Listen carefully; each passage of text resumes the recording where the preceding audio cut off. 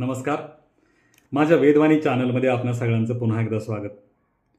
बंधूंनो, तुमच्या आमच्यासाठी म्हणजे सर्वसामान्य लोकांसाठी डॉक्टर म्हणजे देव असतो. परंतु डॉक्टरांच्या भिंतीवरती एका भित्तीपत्रिकेवरती लिहिलेलं असतं की डॉक्टर म्हणजे देव नाही. खरं आहे, डॉक्टर म्हणजे निश्चित देव नाही.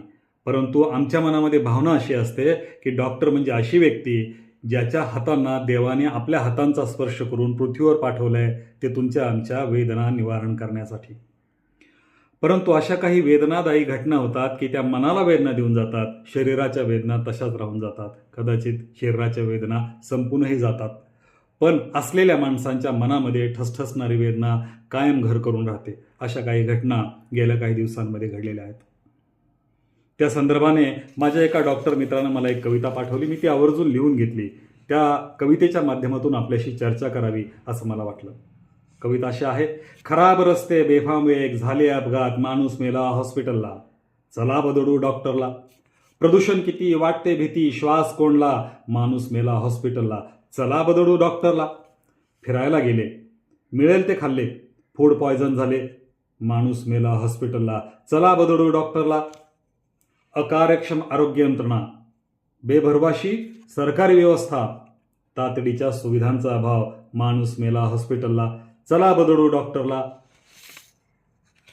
कविता एवढ्यावरच थांबत नाही. यानंतर पुढे हा कवी म्हणतोय, पैसा अपुरा, आरोग्य सेवा मोफत, कसंही जगायचं आहे, माणूस मेला हॉस्पिटलला, चला बदडू डॉक्टरला. चूक कोणाची असो, केले कुणीही असो, डॉक्टरने ताटावरून उठायला हवं, तरीही माणूस मेला हॉस्पिटलला, चला बदडू डॉक्टरला. डॉक्टर सुरेंद्र पिसाळ यांची ही कविता असल्याचं या ठिकाणी मला पाठवलेल्या मेसेजवरून दिसून येत आहे. गेयतेचा थोडासा अभाव असला तरी या कवितेमध्ये अर्थ मात्र निश्चितच प्रभावी आहे. परंतु बंधूंनो, हे केवळ एवढ्यावर थांबतं का? डॉक्टरांची वेदना आणि आपली वेदना या दोन्हींची संवेदना कधी एकत्र होणार? पूर्वीच्या काळी जेव्हा डॉक्टर फॅमिली डॉक्टर असायचे तेव्हा फॅमिलीची सगळी माहिती असायची डॉक्टरांना. आता तसं नाही आणि तसे दिवसही आता नाहीत. कारण कामाचा प्रचंड ताण डॉक्टरांवर निश्चित आहे. रुग्णांची संख्या मोठी आहे, हॉस्पिटल मोठमोठाले आहेत. हे सगळं उभारण्यासाठी पैसा खूप लागतो.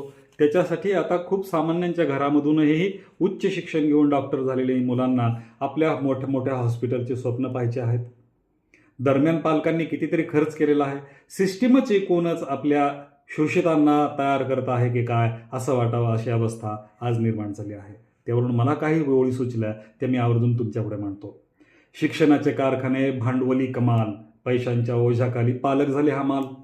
खचाखच भरल्या अकॅडमी, चालकांचे रंगले महाल, डमी झाल्या शाळा आणि लेकरं झाली कच्चा माल. पहा पहा मंगेशा, दिनाचा तू नाथ, जुळ्या याले की झाल्या ना अनाथ.